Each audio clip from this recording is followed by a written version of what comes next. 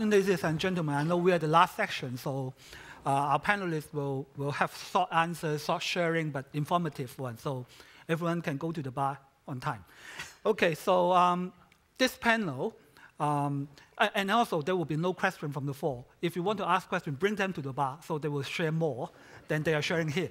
Okay, this panel originally will consist of the BRIC countries, so we have, I can represent China, then India, Africa, and Latin America. Unfortunately, one friend from Alexandria from Russia cannot make it this time, so now it's the big country, not the BRICS country. Okay, so I won't introduce their background. They will do that when it's their turn to talk. So maybe I'll just kick off the panel by just setting the scene, talking a little bit about China, so then they can share the landscape or the situations in their respective markets. So maybe China, most probably, is always like have a dual role. It's also the second largest economy in the world, but people also regarding it as developing countries. But it's also representing like the top 5 countries in the whole world, like for inbound and outbound investment. So most probably, international brands are interested investing in China on like retail, properties, technology, and so on and so forth. But China also investing a lot, like mining and other heavy industries and IT technology, if those market allows them to do so. Maybe it's time for our panelists to talk about what happens in their country. So what's the trends and what's the situation in, maybe starting from Madan on India? So I represent India, which arguably is the queen amongst the emerging markets. Given by the number of times India was mentioned today, only after the United States, and way ahead of China and by various panelists, and way ahead of Japan, and way ahead of Germany and UK. So India is something to be taken notice of. So when you go back and talk to your clients, tell them this thing. In terms of the subject of discussion, mergers and acquisitions and deals in the capital market, I think the last 2 or 3 years have been subdued. We have seen less deal activity, and inward deals from foreign countries have been less, but there is an increasing number of Indians going and buying out companies in Europe, in Latin America, in Australia, in various sectors. Take another indicator, which is initial public offerings, again, has been subdued. But we have had a very significant event in the country just about 5 or 6 months ago, which is a new government was elected to power. It was the largest ever election held anywhere in the world, absolutely smoothly. And the government that was voted to power was voted on the plank of good governance and development, and not on caste, religion, or anything else like earlier. This government promises a lot of hope and optimism, and the sentiment is at an all-time high. We think in the near future, capital market activity and business activity will pick up in good stead. And beyond the capital market, there are a number of other indicators that we must look at. India has, in the last 10 years, has had an average GDP growth of about 7%, 6.5%, some years 8, 9%. I think the GDP growth will accelerate in the near future to 7, 7.5% plus. And India is still very early in the economic development cycle, which typically should last about another 20 years. So it is the 10th largest economy today in absolute terms, but if you take the purchase power parity, it is the 3rd largest, only after US and China. And if this economic growth rate is maintained for a long time to come, as we expect it to be, it could be well one of the real large economies. Now, having said all this, India is a land of contradictions. It is said that whatever you can rightly say of India, the opposite is also true. So I'll give you a number of arguments, if you have time, to disprove any theory or prove any theory. So this is where I will leave it for the moment. Okay, thank you, Madam. Maybe Kate, you can share more about Africa? So thank you. Six of the 10 fastest growing economies in the world right now, 6 of them are in Africa. I have a slide that I'm hoping someone can put up for me just to convey the sheer size of the continent, 53 countries. This is a very good indication of, as I said, the sheer size of the continent. This is where you've got a growing middle class, there's rapid rates of urbanization, economies are booming. Basically, if you're not in Africa right now as a corporate or a corporation, you're not in the global economy. This was obviously demonstrated recently by President Obama hosting the US-Africa Summit in DC. We were the only African bank invited to attend that session. There is huge emphasis from the global community on the investment needs in Africa and the opportunities that the continent represent. And just to give some context, in light of my fellow panelists, is that some of you may be aware of the heavy investment by China in Africa in building the much-needed infrastructure on the continent in exchange for access to the minerals and the energy resources. And American companies were much slower on the uptake. Chinese have been investing on the continent for at least 10 to 15 years. American companies weren't really in the game. But since the current Obama administration has shown the interest in the need to invest in Africa, and particularly his program called Power Africa, American companies have now entered onto the continent.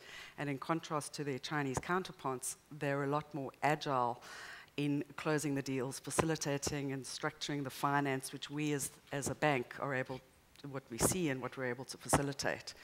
That just kind of gives you an overview of where the continent is, and the main requirement, or the main sectors are energy and infrastructure. Okay, Jorge, how about Latin America? Thank you, Richard.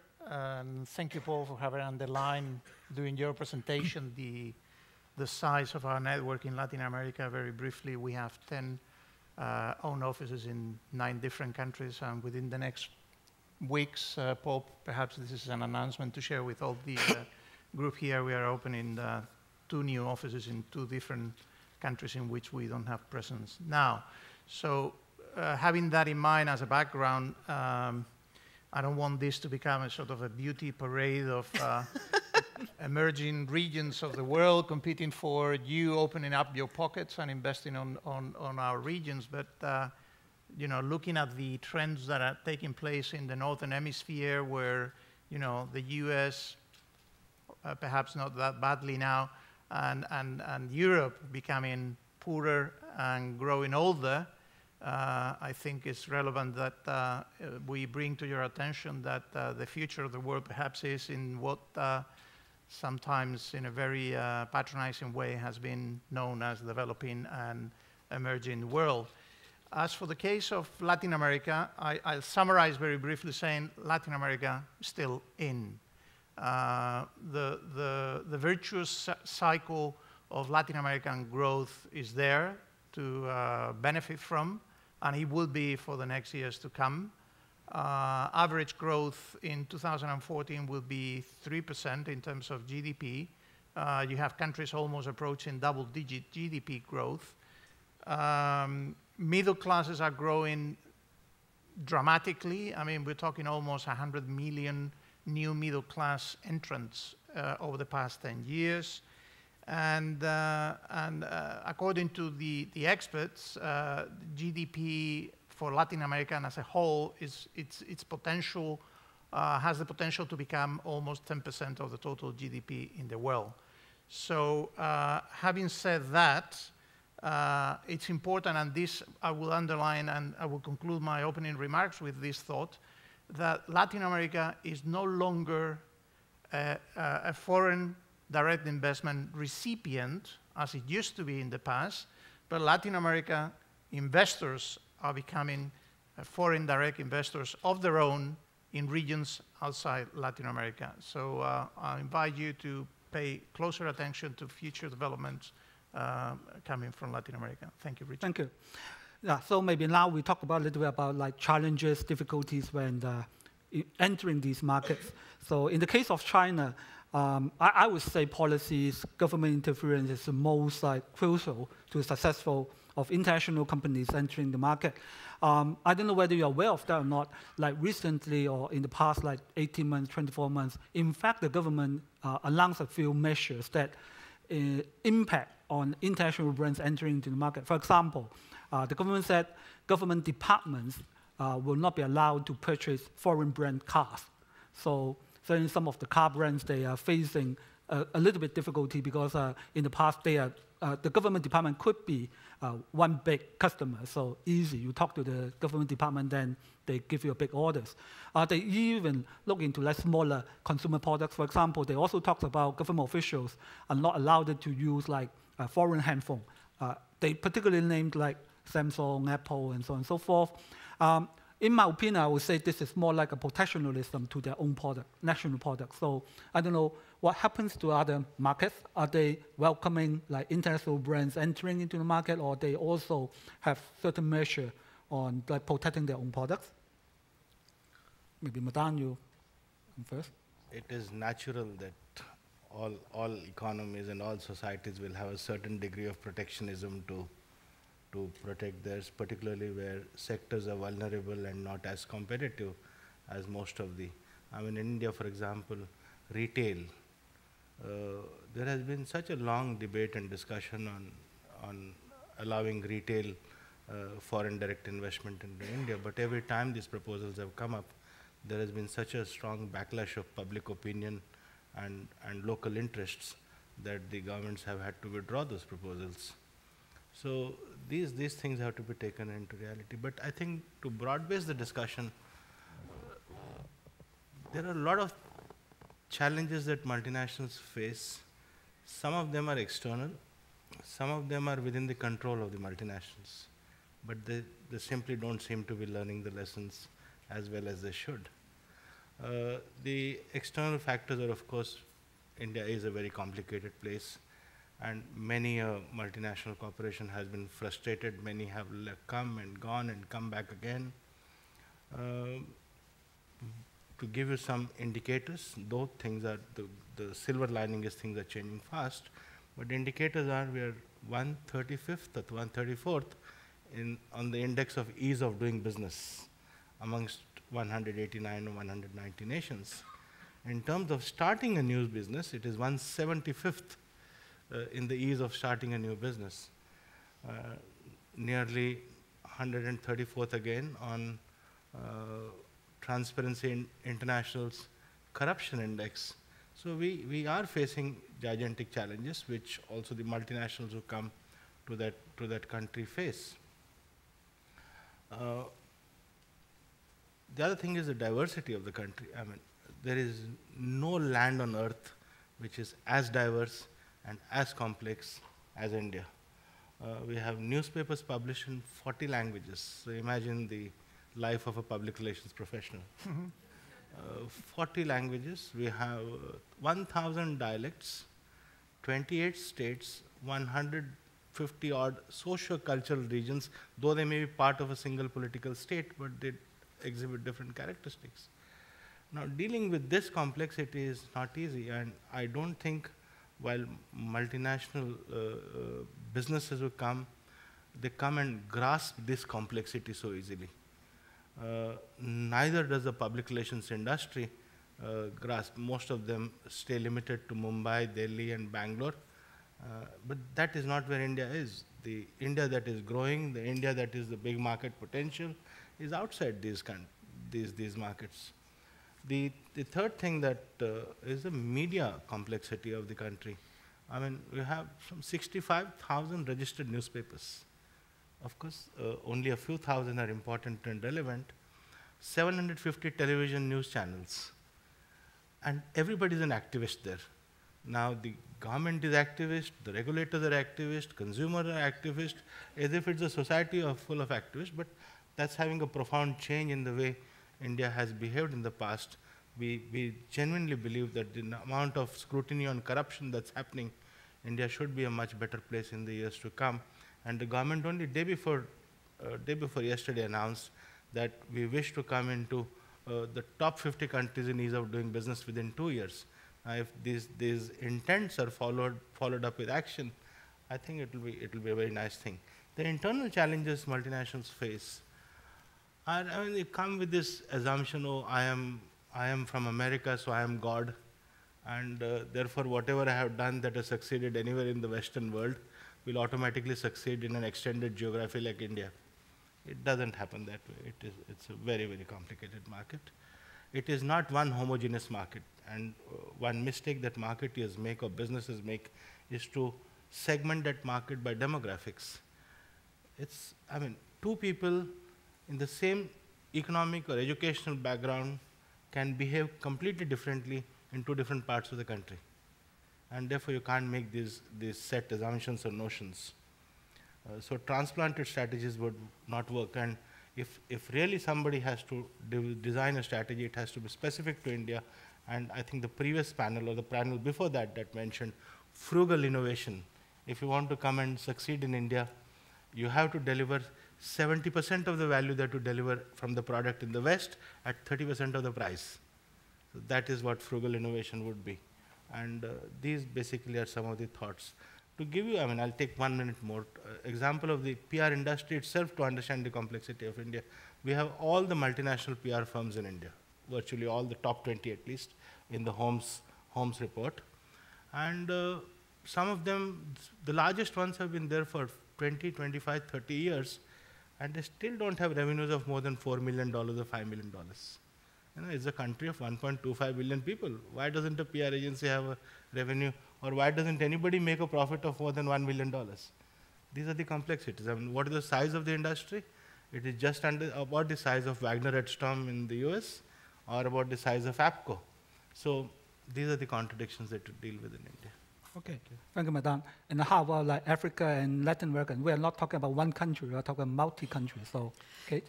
But really interesting that I think you almost took the words out of my mouth. And in fact, my comments are almost identical. And the complexities for us are, it's really about consistency of message of one brand and that brand's reputation, and then the relevance across the 20 markets in which we operate.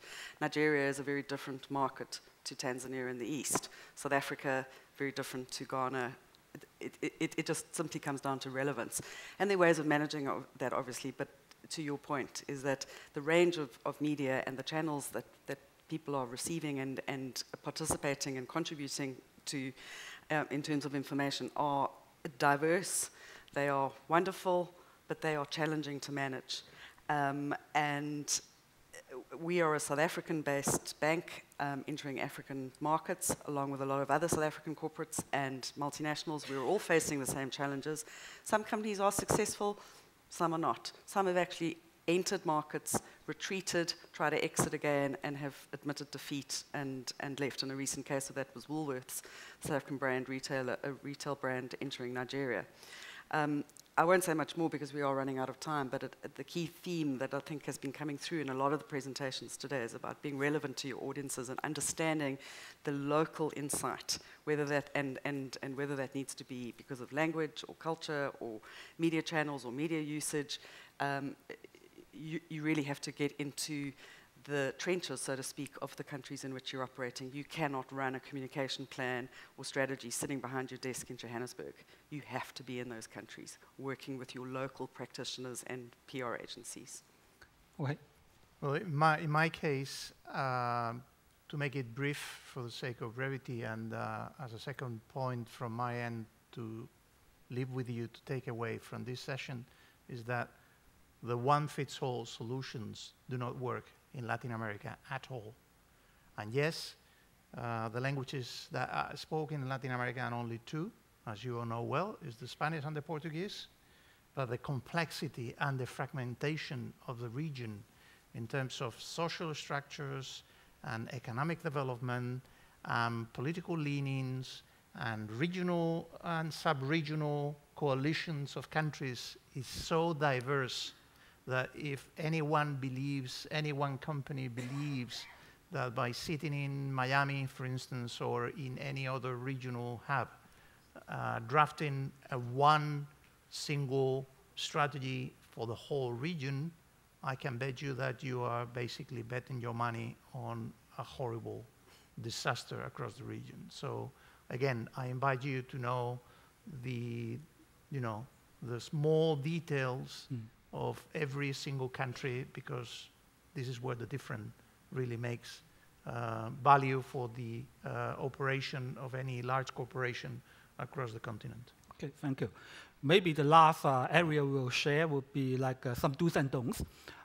Most probably like China, in the past, you all know that paying the media to get the story published is quite common. But most probably you also heard that recently some journalists like chief editors were being arrested.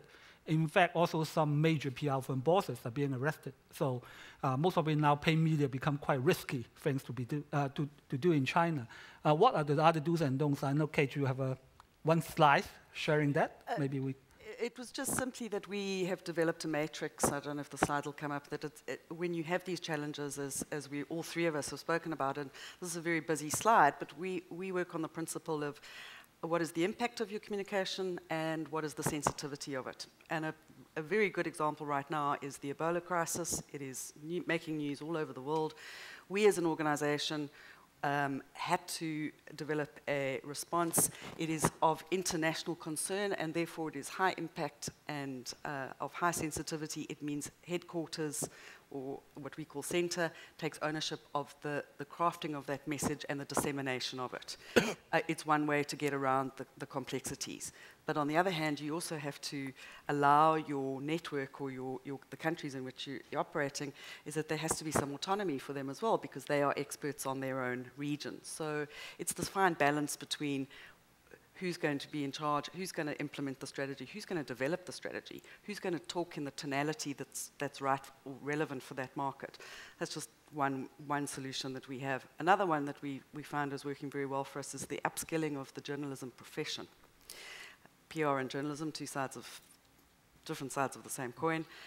We found that investing in that has had huge inroads and success for us as an organization, and that not only do we buy goodwill and foster good relationships with journalists across our 20 African markets, we're also contributing to the sustainability of the industry of media and reporting. And those are just two examples that we've implemented. Thank you. Maybe Jorge, like 10 seconds, and then Madan have another 10 seconds. One thing for you to watch out carefully coming out from Latin America. Latin American multinational companies, the so-called multi-Latinas, are becoming global players. So they will be in your markets, if they are not already, very soon. 3 examples. Grupo Lala, Mexico, is the region's biggest dairy product company and one of the top 10 public companies in the world. They're buying massively in the US and in Europe. Grupo Bimbo is the world's largest bakery, and again, they're massively buying in Canada, in the UK, in Portugal, in Spain, in Argentina. And thirdly, and I conclude with this, Cemex, top multi-Latina, and is the second largest cement producer in the world. So they're coming. They will be in your markets very soon. Be prepared, be ready to operate with them. Thank you. And then, Madan, you have 10 seconds. If you can compete in India, you can compete anywhere in the world. Thank you. So come to India and compete. The important thing is to be relevant, understand the needs of India, don't come and transplant what you have, and last but not the least, have the sensitivity and the sensibility to what the diversity needs and expects from you. Okay, thank you. And also, I would like to thank all of you for staying until this last minute. And Paul, back to you. Thank you very much, Richard. Madan, thank you. Kate, thank you, Jorge.